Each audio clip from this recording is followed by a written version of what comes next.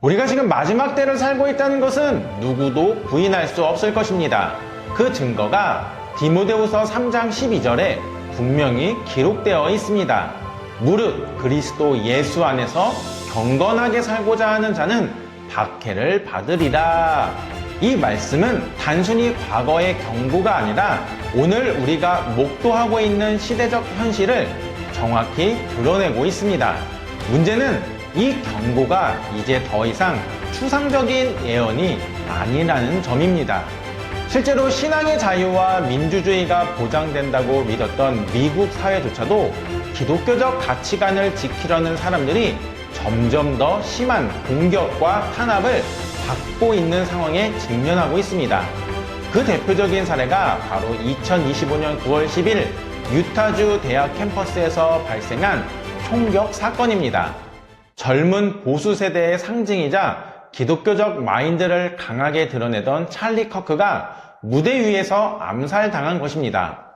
수천 명의 청중이 경악하는 가운데 쓰러진 그의 모습은 단순한 정치인의 죽음이 아니라 마지막 때가 이미 우리 현실 속에 들어와 있음을 보여주는 충격적인 사건이었습니다. 이제 우리는 선택의 기로에 서 있습니다. 찰리 커크의 죽음을 단순한 비극으로 볼 것인지 아니면 성경이 이미 경고한 마지막 때의 징조로 받아들일 것인지 말입니다. 즉 그의 죽음은 우리에게 분명한 메시지를 던집니다. 바로 지금이야말로 마지막 때의 믿음을 지킨다는 것이 무엇을 의미하는지 진지하게 물어야 할 때이다 라는 것입니다.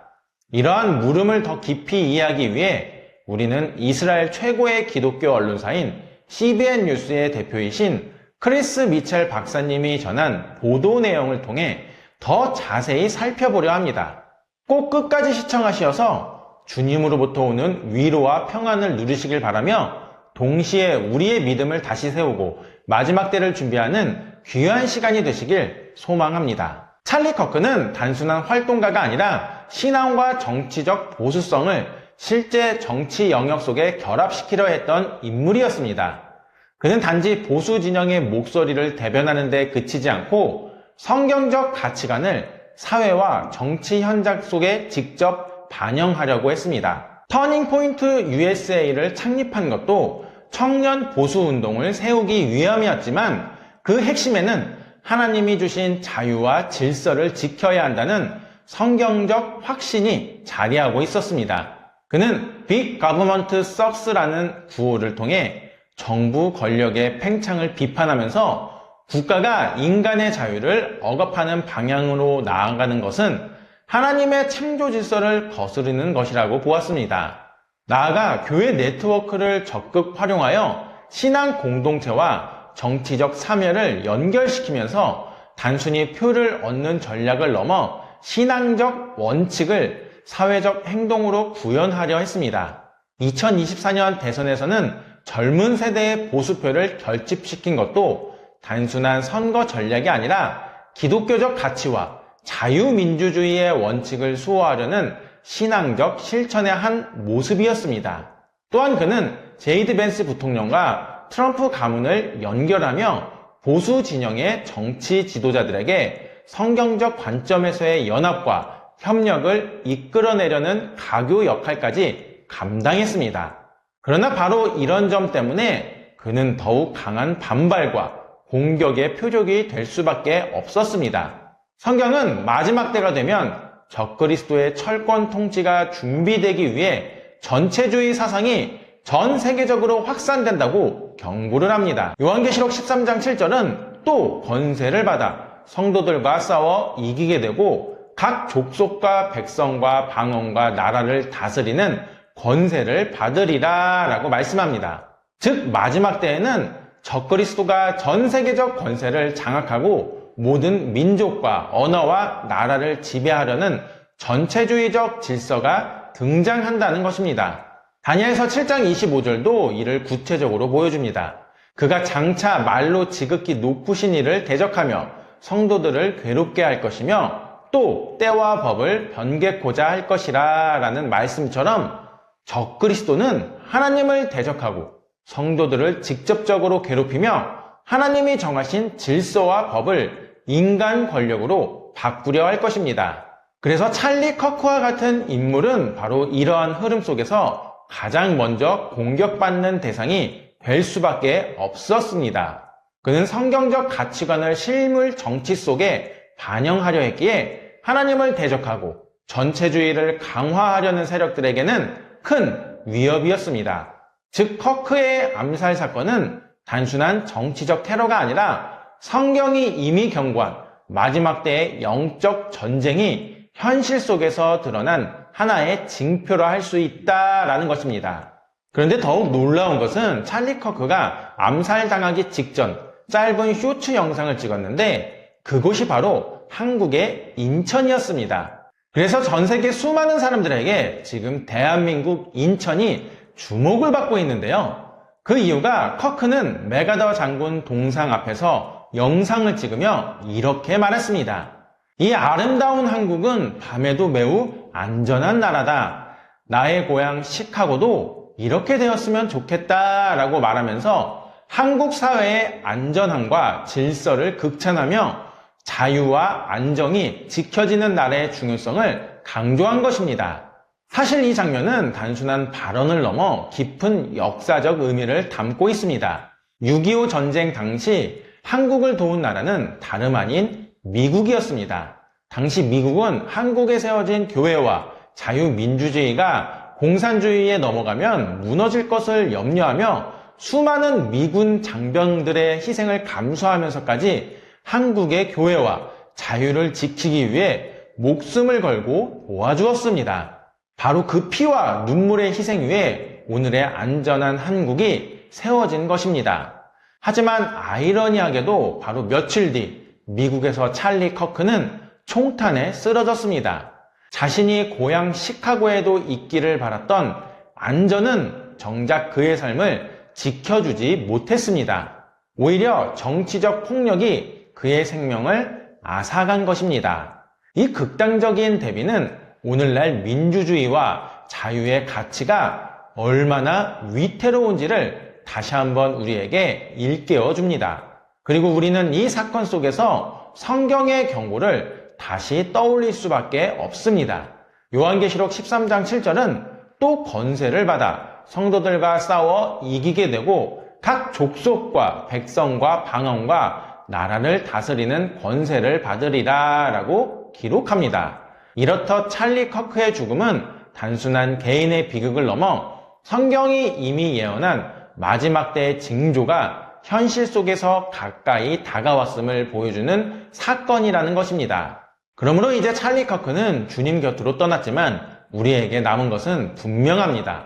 바로 깨어 믿음을 지키며 다가올 마지막 시대를 준비하는 것입니다. 즉 그의 죽음은 단순한 개인적 비극이 아니라 오늘의 세상이 어디로 향하고 있는지를 보여주는 하나의 거울이며 동시에 우리가 어떤 믿음 위에 서 있어야 하는지를 묻는 하나님의 메시지라는 것입니다. 이 지점에서 우리는 커크의 삶과 운동을 단순히 정치적 활동으로만 볼 수 없습니다.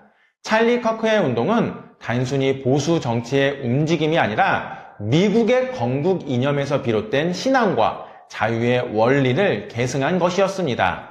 그는 미국이 종교적 토대 위에 세워진 나라임을 강조했고 교회와 예배를 보수운동의 핵심 축으로 삼았습니다.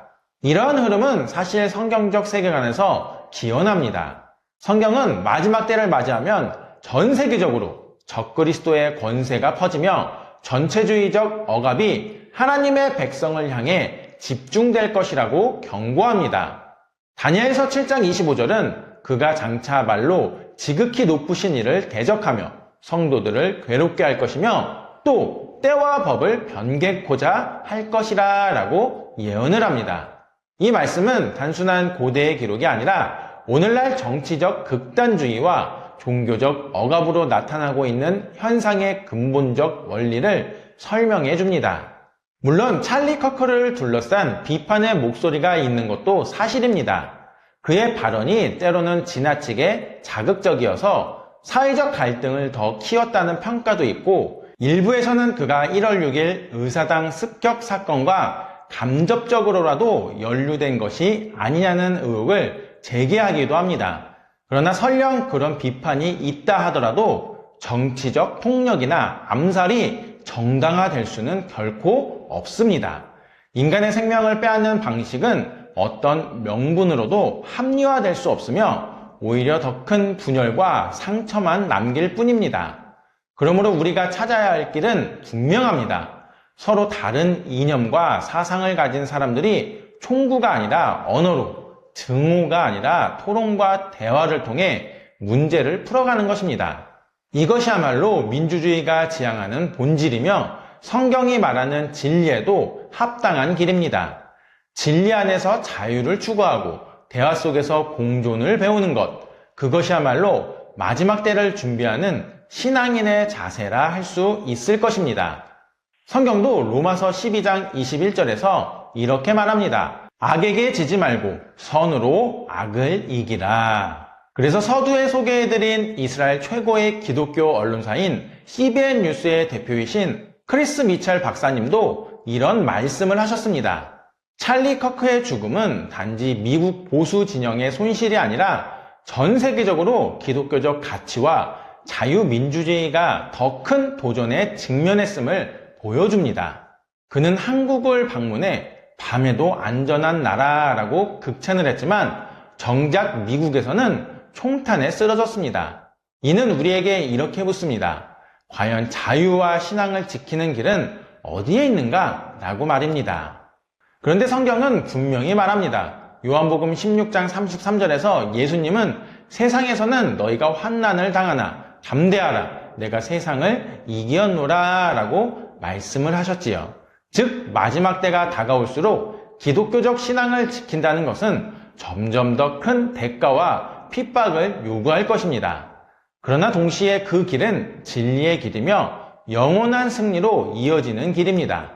그러므로 커크의 죽음은 우리로 하여금 다시금 이렇게 묻게 합니다.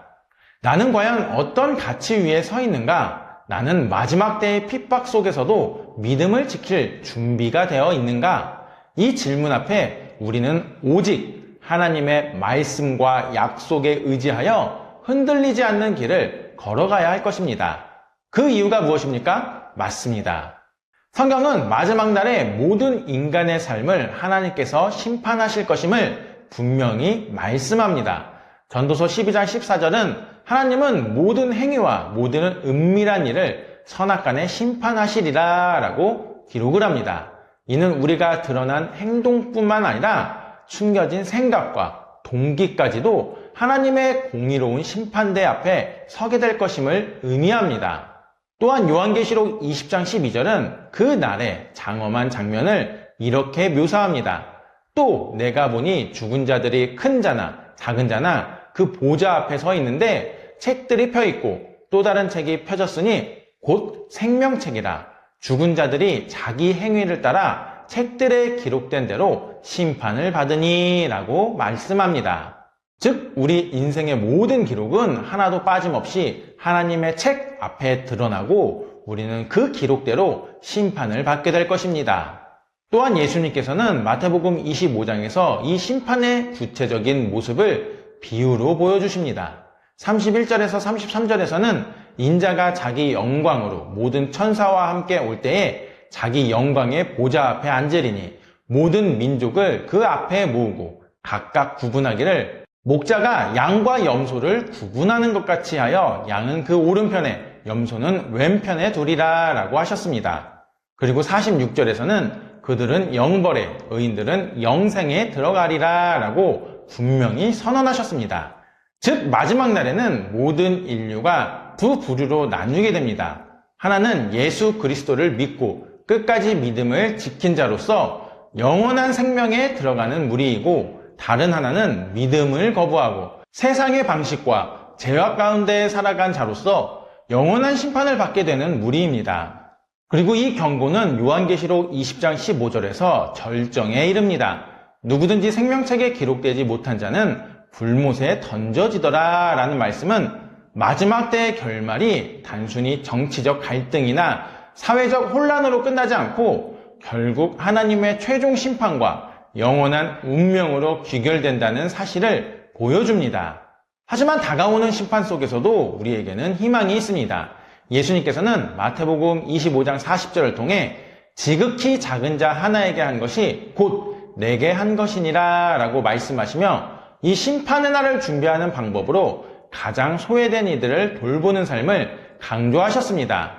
그래서 저희 메시지아도 하나님의 말씀에 순종하여 사회적으로 가장 소외된 이웃인 발달장애인 형제자매들을 꾸준히 섬기고 있습니다.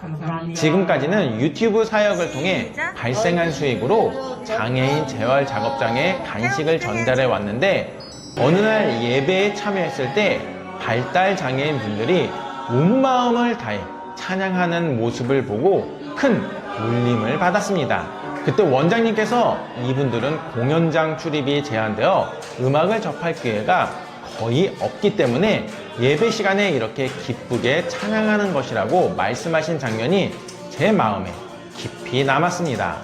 이 일을 계기로 저희는 음악 전공자들과 함께 그분들의 예배 자리에 직접 찾아가 찬양을 연주하고 음악 치료도 지원하기 시작했습니다. 사실 이 사역을 감당하기에는 재정적으로 많이 부족한 상황인데요. 하지만 눈에 잘 띄지 않는 곳에서 외롭게 살아가는 분들에게 예수님의 사랑을 전하고자 앞으로는 더 노력하기로 결단하였습니다. 왜냐하면 조엘 크레이머 박사님의 말씀처럼 이 사역은 단순한 자선이 아니라 예수님의 명령에 순종하는 종말을 준비하는 삶의 실천이기 때문입니다. 그래서 잠언은 이렇게 말씀합니다. 잠언 19장 17절을 보면 가난한 자를 불쌍히 여기는 것은 여호와께 꾸이는 것이니 그의 선행을 그에게 갚아주시리라. 즉 하나님은 우리가 작은 자를 위해 한 그 모든 섬김을 기억하시고 반드시 갚으신다고 하셨습니다. 혹시 지금 이 영상을 보고 계신 분 중에 예수님의 다시 오심을 준비하며 이 사역에 함께하고 싶은 마음이 있으신가요? 그렇다면 함께 동참하여 주시길 바랍니다. 일시 후원 방법도 있고요. 정기 후원 방법도 있습니다. 특히 정기 후원은 단 한 번의 결단이 누군가의 삶을 바꾸는 기적이 될 수 있습니다. 왜냐하면 저희가 찬양의 연주를 진행하다 보면 발달장애인 분들께서 눈물을 흘리시면서 성령님의 임재를 경험하실 때가 정말 많이 있기 때문입니다. 그래서 저희가 이 영상 고정 댓글에 일시 후원 및 정기 후원을 하실 수 있는 링크를 달아 놓았으니 기도하는 마음으로 동참해 주시면 감사하겠습니다. 다시 한번 강조드리면 우리는 마지막 때를 살아가고 있습니다. 그리고 그 마지막 때를 준비하는 가장 확실한 방법은 초림하실 때에는 십자가 죽음을 당하셨지만 다시 오실 재림주로 오실 때에는 무섭게 심판하시러 오신다고 하신 예수님께 바로 칭찬받는 삶을 살아가는 것입니다. 즉 예수님은 다시 오십니다. 그리고 다시 오실 때 이렇게 물으실 것입니다. 너희는 지극히 작은 자에게 무엇을 했느냐? 그 질문에 우리 모두 예 주님, 저는 그들을 위해 살았습니다 라고 대답할 수 있기를 간절히 소망해 봅니다. 예수님의 말씀 함께 전하네.